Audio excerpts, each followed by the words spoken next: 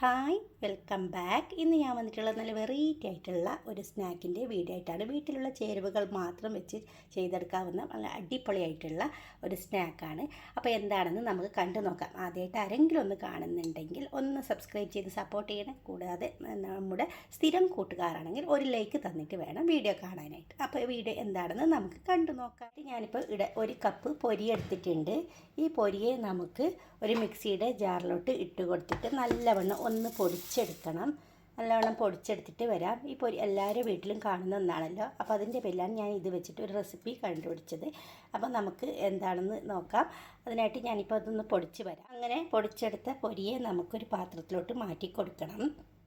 ഇനി നമുക്ക് ആവശ്യമുള്ളത് 2 സ്ലൈസ് ബ്രെഡ് എടുത്തിട്ടുണ്ട്. ഞാൻ വലിയ ബ്രെഡ് ആയതിന് പേരിൽ 2 സ്ലൈസ് എടുത്തിട്ടുണ്ട്. നിങ്ങളുടെ ബ്രെഡ് കുഞ്ഞാണെങ്കിൽ ഒരു 3ഓ 4ഓ എടുക്കാം. ഇതും കൂടി നമുക്ക് ഒന്ന് മിക്സിയുടെ ജാറിലിട്ടിട്ട് നല്ലവണ്ണം ഒന്ന് പൊടിച്ചിട്ട് വരാം. അങ്ങനെ പൊടിച്ചെടുത്ത ബ്രെഡ് ക്രംസും നമുക്ക് ഇതിലോട്ട് തന്നെ ഇട്ട് കൊടുക്കാം.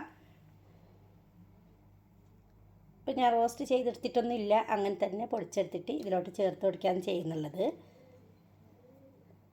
ഇനി ഇതിലോട്ട് ഒരു 1/2 ടീസ്പൂണ് മഞ്ഞൾപ്പൊടി ചേർക്കാം.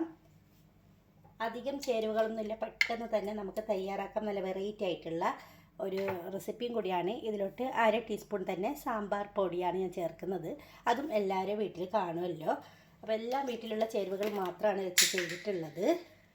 ഇനി നമുക്ക് കുറച്ച് ചതച്ച മുളക് എരിവിനായിട്ട് ഞാനിപ്പോൾ ഇതാണ് ചേർക്കുന്നത്. നിങ്ങൾക്ക് വേണമെങ്കിൽ പച്ചമുളക് ചേർക്കാം. ഞാനിപ്പോൾ ഇത് മാത്രമാണ് ചേർക്കുന്നുള്ളത്. അതും ചേർത്തിട്ട് ഒന്ന് നല്ലവണ്ണം ഒന്ന് മിക്സ് ചെയ്തിട്ട് എടുക്കണം. നമുക്ക് ആവശ്യമുള്ള ഉപ്പും കൂടി ചേർത്ത് കൊടുക്കാം. ഇതേപോലെ മിക്സ് ചെയ്തിട്ട് നമുക്കൊന്ന് മാറ്റി വെക്കാം. ഇവിടെ നമുക്ക് ആവശ്യമുള്ളത് ഒരു ഉരുളക്കിഴങ്ങ് ഞാനിപ്പോൾ പുഴുങ്ങിയെടുത്തിട്ടുണ്ട്. നമുക്കൊരു പാത്രത്തിലിട്ടിട്ട് ഇത് നല്ലവണ്ണം ഒന്ന് ഉടച്ചെടുക്കണം. നല്ലവണ്ണം വെന്തിരിക്കണം ഉരുളക്കിഴങ്ങ്, എന്നാലേ നല്ല രീതിയിൽ നമുക്ക് ഉടച്ചെടുക്കാൻ പറ്റത്തുള്ളൂ. ഇതേപോലെ സ്മാഷർ വെച്ചിട്ട് ഒന്ന് ഉടച്ചെടുത്തിട്ട് വരാം. നല്ല രീതിയിൽ ഉടച്ചെടുത്തിട്ടുണ്ട്. ഇനി നമുക്ക് നേരത്തെ തയ്യാറാക്കിയിട്ടുള്ള ബ്രെഡിൻ്റെ പൊടിയൊക്കെ ഉണ്ടല്ലോ, അതിലോട്ട് ഈ ഉരുളക്കിഴങ്ങ് ഇട്ട് കൊടുക്കാം. ഇനി നമുക്ക് ആവശ്യമുള്ളത് ഒറ്റൊരു കോഴിമുട്ടയാണ്. അതും കൂടി ഒഴിച്ചിട്ട് കൈ വെച്ചിട്ട് നല്ലവണ്ണം ഇതൊന്ന് കുഴച്ചെടുക്കണം, മിക്സാക്കി കൊടുക്കണം. സ്പൂൺ വെച്ചിട്ട് കുഴച്ചാലൊന്നും ശരിയായില്ല, അതിനാണ് കൈ വെച്ചിട്ട് തന്നെ കുഴക്കാൻ പറയുന്നത്. ഞാനിപ്പോൾ കുഴക്കുകയാണ്. നല്ല രീതിയിൽ ഞാൻ കുഴച്ചെടുത്തിട്ടുണ്ട്. ഒട്ടും തന്നെ വെള്ളമൊന്നും ചേർത്തിട്ടില്ല. ആ മുട്ടയിൽ തന്നെയാണ് ഞാൻ ഇതേപോലെ ഒന്ന് കുഴച്ചെടുത്തിട്ടുള്ളത്. കയ്യിൽ ഒട്ടിപ്പിടിക്കുന്നുണ്ടെങ്കിൽ കുറച്ച് ഓയിലാക്കി കൊടുത്താൽ മതി. ഇനി നമുക്ക് ഇതിനെ ഒരു ബട്ടർ പേപ്പർ ഉണ്ടല്ലോ, അത് വെച്ച് കൊടുക്കുക. അതിലോട്ടാണ് ഞാനിപ്പോൾ പരത്തിയെടുക്കുന്നത്. അതിനെ ഞാനിപ്പോൾ ഒരു ചെറിയൊരു ബോൾ പോലത്തെ എടുത്തിട്ട് നമുക്ക് കൈ വെച്ചിട്ട് നല്ല രീതിയിലൊന്ന് പരത്തിയെടുക്കണം. ഇതേപോലെ ഒരു ബോക്സ് പോലെ റെക്റ്റാങ്കിൾ പോലെ പരത്തിയെടുത്താൽ മതി.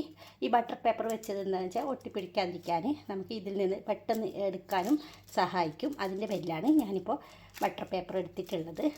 നമുക്ക് ഒരു റെക്റ്റാങ്കിൾ പോലെ ആക്കിയെടുക്കണം ഇതിനെ. ഇപ്പോൾ ഇങ്ങനെ കൈ വെച്ചിട്ട് തന്നെ ഷേപ്പാക്കി എടുത്തതാണ് ഞാൻ. ഇനി നമുക്ക് ബട്ടർ പേപ്പർ വിരിച്ചതിൻ്റെ ഗുണം എന്ന് പറഞ്ഞാൽ പെട്ടെന്ന് തന്നെ നമുക്കിങ്ങനെ എടുക്കാൻ പറ്റും. അപ്പോൾ ബാക്കിയുള്ളതും കൂടി ഞാൻ ചെയ്തെടുത്ത് വരാം. നിങ്ങൾക്ക് എത്രത്തോളം വേണം. ഇപ്പം ഞാനിതിൽ നിന്ന് 3 എണ്ണമാണ് തയ്യാറാക്കുന്നുള്ളത്. കാണിച്ചിട്ട് ഞാൻ ബോറടിപ്പിക്കുന്നില്ല. പിന്നെ ഒരു കാര്യം, നിങ്ങൾ എവിടുന്നാണ് ഇത് കാണുന്നുള്ളതെങ്കിൽ ഒന്ന് കമൻ്റ് ഇട്ട് അറിയിക്കണം, നിങ്ങളെ പേരും സ്ഥലവും. നിങ്ങൾക്ക് ഇഷ്ടമുണ്ടെങ്കിൽ മാത്രം ചെയ്താൽ മതി കേട്ടോ. അപ്പോൾ ഞാൻ അടുത്ത വീഡിയോയിൽ ഇൻഷാ അല്ലാഹ് അത് ഞാൻ പറയുന്നതായിരിക്കും. അപ്പോൾ ഇഷ്ടമുണ്ടെങ്കിൽ അങ്ങനെ ചെയ്യാം. അങ്ങനെ 3 എണ്ണം ചെയ്തെടുത്ത് വരാം. ഞാൻ 3 എണ്ണം ചെയ്തെടുത്തിട്ടുണ്ട്. ഇനി നമുക്കിതിനെ ഉണ്ടാക്കാൻ വെച്ചിട്ട് അതിലോട്ട് 1.5 ടേബിൾ സ്പൂൺ മാത്രം ഓയിൽ ഒഴിച്ച് കൊടുത്തിട്ടുണ്ട്. ഇത് നല്ലവണ്ണം ഒന്ന് ചൂടാവണം. ചൂടാവുന്നതിന് ശേഷം നമുക്ക് തീയൊന്ന് കുറച്ച് കൊടുക്കാം. ഓരോന്നും ഇതിലോട്ട് ഇട്ട് കൊടുക്കാം.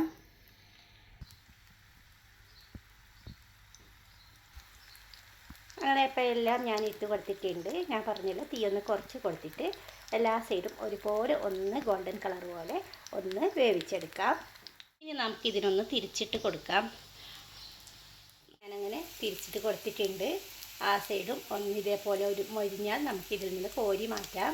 ഒഴിച്ച ഓയിൽ എല്ലാം അതിൽ തന്നെ ഉണ്ട്. ഒട്ടും തന്നെ ഓയിലൊന്നും കുടിക്കാത്ത നല്ലൊരു പലഹാരമാണ്. അതെല്ലാം ഫ്രൈ ചെയ്തിട്ട് ഒരു പ്ലേറ്റിലോട്ട് മാറ്റിയിട്ടുണ്ട്. ഇനി ഇതിന് മുകളിലോട്ടായിട്ട് കുറച്ച് പച്ചമുളക് കുനുകുനായിട്ട് അരിഞ്ഞതാണ് ഇത്രയും തിന്നായിട്ട് കട്ട് ചെയ്തത് നമുക്കിതിന് മുകളിലോട്ട് ഒന്ന് ഇട്ട് കൊടുക്കാം. കഴിക്കാനും നല്ലതാണ്, കാരണം ഇതിനകത്ത് എരിവൊക്കെ കുറവാണല്ലോ. അപ്പോൾ ഈ പച്ചമുളകും പിന്നെ കെച്ചപ്പൊക്കെ ഉണ്ടെങ്കിൽ കഴിക്കാൻ നല്ല ടേസ്റ്റാണ്. നമ്മുടെ കുഞ്ഞു മക്കൾക്കൊക്കെ ഒത്തിരി ഇഷ്ടമാവും, ടിഫിനിൽ കൊടുത്ത് വിടാനൊക്കെ നല്ലൊരു റെസിപ്പിയാണ്. അപ്പോൾ തീർച്ചയായും നിങ്ങൾ എല്ലാവരും ഇതൊന്ന് ട്രൈ ചെയ്ത് നോക്കണം. ഇഷ്ടമായാൽ വീഡിയോ ഒന്ന് സബ്സ്ക്രൈബ് ചെയ്യാനും അതുപോലെ തന്നെ അടുത്തുള്ളവർക്ക് ഒരു ഷെയർ ചെയ്ത് കൊടുക്കണേ. അപ്പോൾ ഇതുപോലത്തെ ഒത്തിരി ഈസി ആയിട്ടുള്ള റെസിപ്പി എൻ്റെ ചാനലിലുണ്ട്. അപ്പോൾ ആദ്യമായിട്ട് ആരെങ്കിലും ഒന്ന് കാണുന്നുണ്ടെങ്കിൽ ഒന്ന് സബ്സ്ക്രൈബ് ചെയ്ത് സപ്പോർട്ട് ചെയ്യണേ.